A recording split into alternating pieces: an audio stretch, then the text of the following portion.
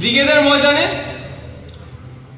26 তারিখ ব্রিগেডের ময়দানে যাচ্ছি কি যাচ্ছি না এই নিয়ে একাধিক মানুষ প্রশ্ন করছে, জানতে চাইছে যে ভাইজান যাচ্ছেন কি যাচ্ছেন না। অবশ্যই আমি মনে করি এটা ক্লিয়ার করা একটু দরকার আছে। তার আগে আমি গুটি কয়েক কথা বলব। কেন্দ্র সরকারের এই নিয়ে আসা কালা কানুনের বিরুদ্ধে সর্বত্র গণতান্ত্রিক প্রক্রিয়ায় শান্তিপূর্ণভাবে প্রতিবাদ করে যেতে হবে। সুপ্রিম কোর্টে আমি আইনে, আমার মতো অনেকে আইনি লড়াই লড়ছেন। আগামী 5 তারিখ ডেট আছে।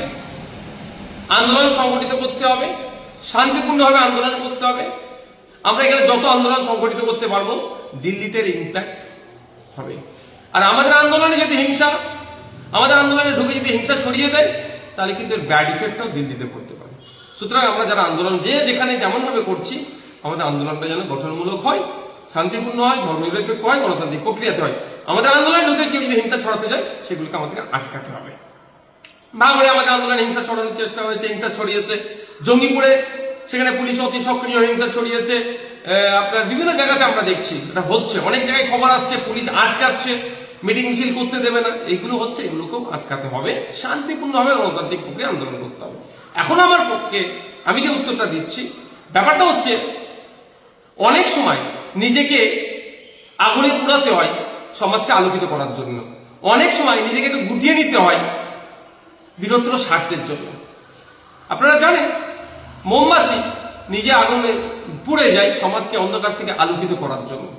ব্যাপারটা হচ্ছে এখানে আমি যদি এখন ঘোষণা করি আমি ব্রিগেডে যাচ্ছি, আপনারা ইতিপূর্বে দেখেছেন যে জায়গায় আমরা মিটিং মিছিল করছি রাজ্য সরকার কিভাবে সেগুলোতে বাধা দিচ্ছে।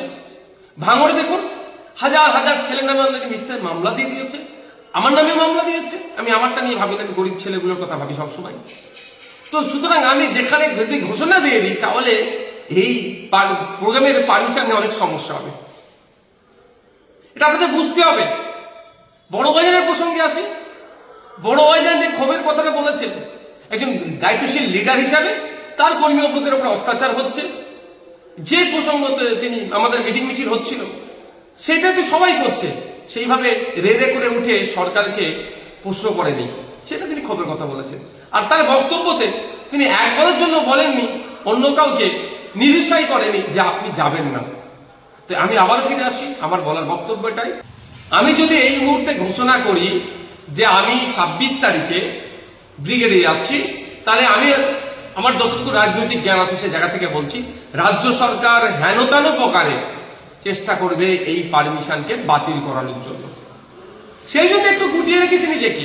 অনেক প্রশ্ন আমার ভাইরা করছেন, উত্তর দেওয়া প্রয়োজন বোধ করছি বলে বলছি। শুধু একটা গল্প বলে আজকে আমার ভিডিওটি শেষ করব। গল্পটি এটাই, বাচ্চাবেলায় পড়েছিলাম আমি, এক রাজার দরবারে, এক বাদশার দরবারে দুটো মহিলা এসেছিলেন একটি শিশুর প্রকৃত মাকে সেই মর্মে বিচার জানাতে। রাজা বা বাদশাহ দুজনের কথা শোনার পরে দুজনের কেউ যখনই মানছিলেন না সত্যটা কি আছে, তখন তিনি নির্দেশ দিলেন তাহলে বাচ্চাটিকে দু টুকরো করা হোক, করে দুটো মা যেহেতু দাবি করছে দুজনকে অর্ধেক অর্ধেক দিয়ে দেওয়া হোক। সেই সময় যে নকল মা সে যে বাচ্চার প্রতি ভালোবাসার কথা বলছিলেন যেটা আমার সন্তান, সে মাটি এগ্রি হয়ে গেলেন। কিন্তু আসল যিনি মা তিনি বললেন না না রাজামশাই বা বাদশাহ, যে আপনি বাচ্চাকে দু টুকরো করতে হবে না, ও বাচ্চাটা উনি নেই, অন্তত জীবনে বেঁচে থাকবে। নিশ্চিতভাবে আমার গল্প ছাড়া একটা কথা বলুন, আপনারা বুঝতে পারছেন। আপনাদের অনুরোধ করব গণতান্ত্রিক প্রক্রিয়ায় শান্তিপূর্ণভাবে ওয়াকফ সংশোধনী আইনের প্রত্যাহারের জন্য বেশি বেশি মিটিং মিছিল করুন। মাথায় রাখবেন, মিছিল নয় মিটিং করুন। মাথায় রাখবেন এই মিটিং এ কেউ না হিংসা করতে পারে। যত মাথার সংখ্যা বাড়াবেন তত দিল্লিতে ইম্প্যাক্ট করবে। তবে হ্যাঁ, শান্তিপূর্ণভাবে হওয়া চাই।